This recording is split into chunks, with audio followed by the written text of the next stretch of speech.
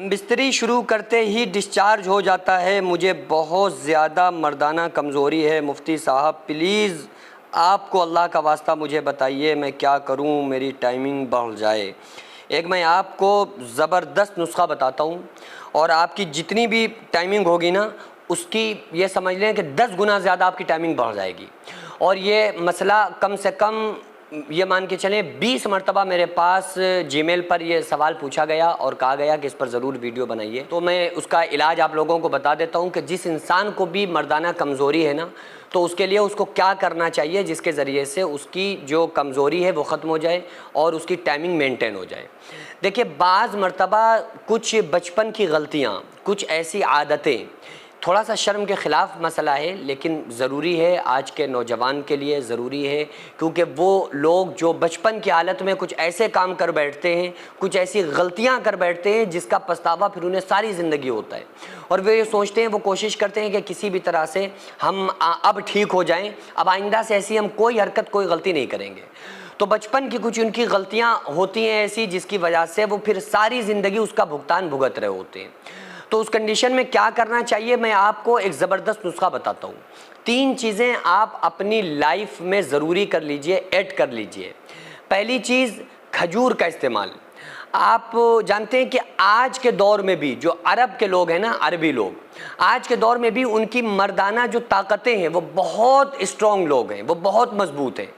क्यों? बतौर अजमी के, अजमियों को देखा जाए तो अरब की ताकत इस मामले में बहुत ज़्यादा है।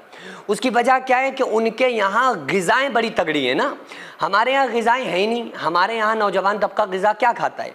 ना वो घी दूध खाते हैं, ना वो खजूर खाते हैं, वो तो बस रूखी सूखी रोटी खा ली उसी को बहुत समझते हैं। अगर वो किसी की 3 रोटी खुराक है ना और वो 3.5 खा ले तो समझते हैं कि अरे भाई हमने तो बहुत खाना खा लिया। ऐसा होता है ना। तो अपने साथ फिर कुछ मेहनत करना पड़ेगी, अपने लिए मेहनत करना पड़ेगी। इस चीज़ को मेंटेन करने के लिए उन ग़िज़ाओं को हमें अपनी ज़िंदगी में लाना होगा जो ग़िज़ाएँ ज़रूरी हैं। तो पहली चीज़ क्या? खजूर का इस्तेमाल।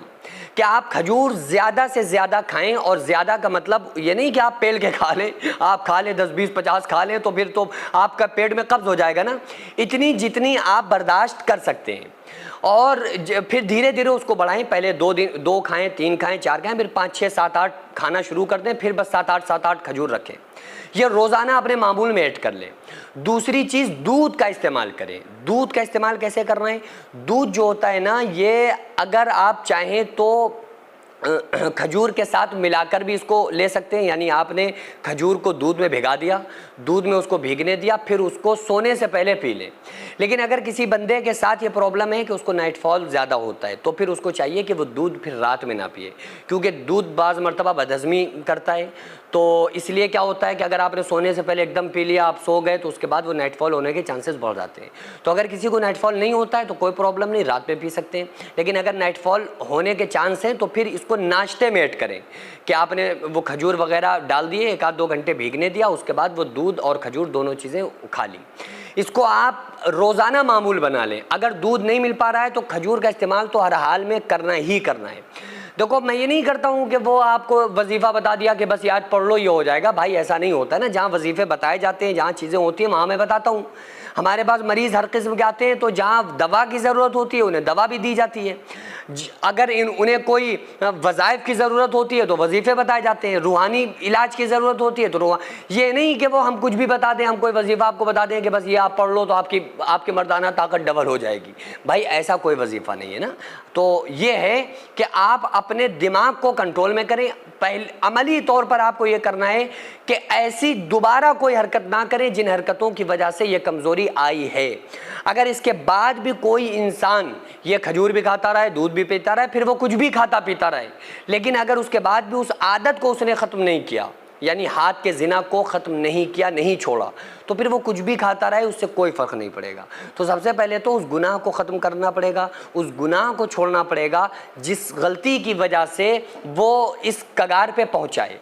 तो पहले उसको ख़त्म करें, उसके बाद अपनी ज़िंदगी में लाइफ में ग़िज़ाएँ शुरू करो ना, तो इंशाअल्लाह ताला वो मेंटेन हो जाएंगी। तो आप लोग अपने पैसे की बरकत और ताकत देखिए, जो आप थोड़ा थोड़ा ताउन हर महीने इन गरीबों के नाम करते हैं, जिनके घरों में चूल्हे नहीं जल पाते हैं, जिनके बच्चे भूख से बिलक बिलक के सोते थे। अल्हम्दुलिल्लाह जो हमारी आगाज़िया वेलफेयर सोसाइटी हर महीने उन गरीबों को राशन देना, उन बीमारों का इलाज कराना, ये तमाम काम जो हमारी सोसाइटी कर रही है और आपकी की हुई मदद से जो इन गरीब घरों में खाना बनता है, तो ये सिर्फ अल्लाह का शुक्र अदा नहीं करते बल्कि हम तमाम लोगों के लिए खूब सारी दुआएं करते हैं। तो इसलिए आपसे गुजारिश है कि हर महीने उन लाचारों, बेवाओं और बच्चों के लिए इतने पैसे ज़रूर निकालें कि जिससे उनका चूल्हा बुझ ना पाए और हमेशा वो लोग खाते पीते रहें और हम तमाम लोगों के लिए वो दुआएं करते रहें। तो आप लोग इस सिलसिले को जारी रखिए। आप अपने नाम से, अपने मरहूमीन के नाम से ज़रूर ज़्यादा से ज़्यादा ताबुन करें। स्क्रीन पर आपको जो आगाज़िया वेलफेयर सोसाइटी का अकाउंट नंबर और स्कैनर नज़र आ रहा है, इसके ज़रिए से आप लोग ज़्यादा से ज़्यादा मदद करें।